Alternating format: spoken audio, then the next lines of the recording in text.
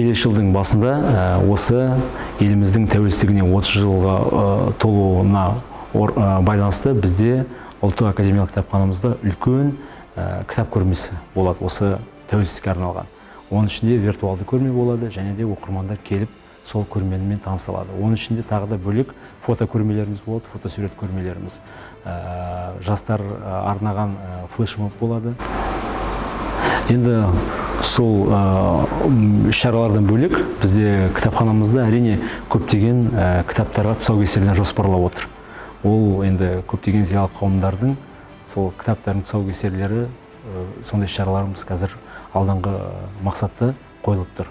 Енді жаңағы айтқандай, осы абай орталықтары ашылған орталықтарымыз әрине ол осы бүгінгі айтқанда біздің тәуелсіздігіміздің арқасында деп айтуға болады.